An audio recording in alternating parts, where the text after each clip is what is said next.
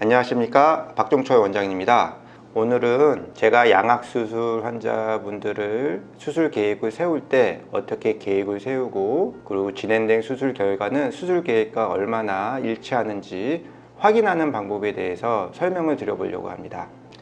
이 환자분은 아래턱이 뒤쪽에 있는 무턱과 비대칭을 개선하기 위해서 양악수술을 원하셨던 분인데요. 이분의 수술 계획 수립 과정과 수술 후 CT 촬영을 통한 검증을 통해서 수술이 계획대로 잘 되었는지 알아보도록 하겠습니다. 먼저 화면을 통해서 수술 계획을 세우는 과정을 보여드릴게요. 이게 제가 현재 사용하고 있는 프로그램입니다. 이 프로그램을 이용하면 수술 기업을 설정했을 때와 설정을 안 했을 때의 차이를 비교해 볼 수가 있습니다. 이것이 수술 전 환자의 모습이고요. 수술 기업을 설정하는 것만으로도 아래턱이 전진하는 것을 알 수 있습니다. 하지만 이렇게 하더라도 비대칭이 개선될 수는 없습니다. 좌표계에서 확인해 보면 여전히 턱은 틀어져 있는 것을 확인할 수 있고요. 교합평면이 여전히 왼쪽 아래로 내려와 있습니다. 따라서 이것을 개선하기 위해서는 양악수술이 필요한 것이겠죠.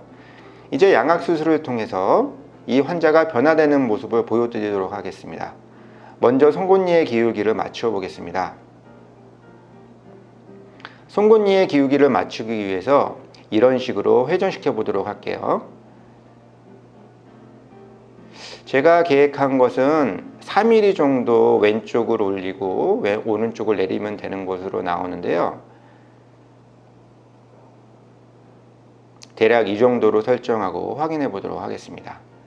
여기서 보시면은 연수색점으로 보이는 것이 치아의 끝을 나타내는 부위인데요. 거의 유사한 위치에 있는 것을 확인할 수 있습니다. 하지만 여전히 치아가 오른쪽으로 치우쳐 있는 것을 확인할 수 있네요. 그래서 치아를 왼쪽으로 보내야 정준성이 맞겠죠. 그래서 대략 1.1mm 정도 이동시켰습니다. 그리고 이 환자분은 옆에서 봤을 때 앞니와 어금니가 이루는 각도를 교합평면의 각도라고 하는데, 이 각도가 경사지고 있어서 이것을 개선하기 위해서 어금니를 아래로 회전하는 동작을 추가로 해보았습니다. 아래턱이 조금 더 전방으로 이동한 것을 알 수 있습니다. 지금까지 과정을 통해 어느 정도 진행이 되었는지 확인해 보겠습니다. 비대칭은 어느 정도 개선이 된 것 같고요.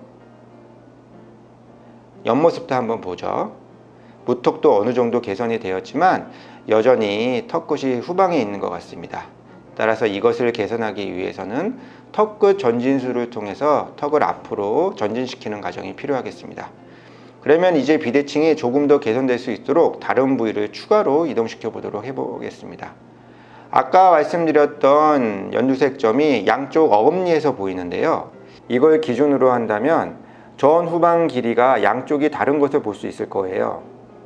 이것을 개선하기 위해서 회전시켜 보도록 하겠습니다.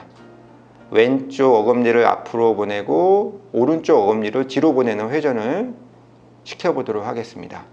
지금 보시면 연두색 점의 위치가 거의 비슷한 위치에 있는 것을 확인할 수 있을 겁니다. 이렇게 진행한 후 다시 한번 비대칭 여부를 확인해 보도록 하겠습니다. 이렇게 개선된 모습을 볼 수 있는데요. 이제 이렇게 된다고 하더라도 보라색으로 보이는 부위랑 다홍색으로 보이는 부위가 하악지인데, 이 각도가 원래 뼈의 위치와 차이가 생긴 것을 알 수가 있을 겁니다. 따라서 이번에는 하악지의 위치가 이동된 뼈와 자연스럽게 이어지도록 연결을 해 보도록 하겠습니다. 먼저 오른쪽 하악지를 내측으로 회전시켜 보겠습니다. 왼쪽은 바깥쪽으로 회전시키겠습니다.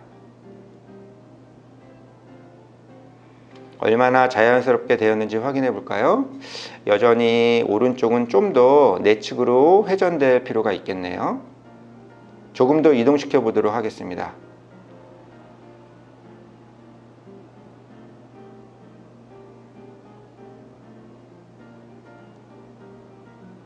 오른쪽과 왼쪽 하악지 각도가 차이가 나는 것을 확인할 수 있을 거예요.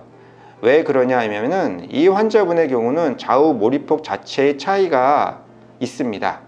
이런 경우는 좌우 각도를 동일하게 하면 오히려 과교정이 되는 경우가 있습니다. 여러분이 보시기에도 오른쪽, 왼쪽을 비교했을 때 오른쪽이 더 넓은 것을 확인할 수 있을 겁니다. 여기에 맞춰 각도를 다르게 한 것이라고 보면 될 겁니다. 이렇게 수술 계획을 세운 후에 개별화된 금속판을 제작하게 됩니다. 이것이 수술 전의 모습이고요. 수술 결과는 이런 식으로 된다고 생각하시면 되겠습니다. 수술 계획에 맞는 금속판을 개별적으로 제작하는데, 이 금속판이 정확하게 적합되기 위해서는 모든 구멍들이 정확한 위치에 있어야 됩니다. 그렇게 하기 위해서 소 가이드를 제작하게 됩니다. 수술하기 전에 모든 금속판의 위치를 확인하는 소 가이드를 통해서 구멍을 미리 뚫어 놓습니다. 옆에서도 이런 식으로 수술을 진행하게 되겠습니다.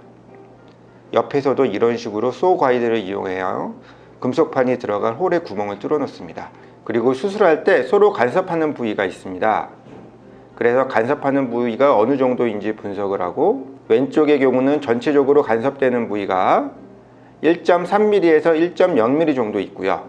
오른쪽은 전방부에는 간섭하는 부위가 거의 없고 후방부만 간섭하는 부위가 있는 걸 확인할 수 있었습니다. 따라서 굳이 전방 부위를 삭제할 필요가 없다는 것을 확인할 수 있겠네요.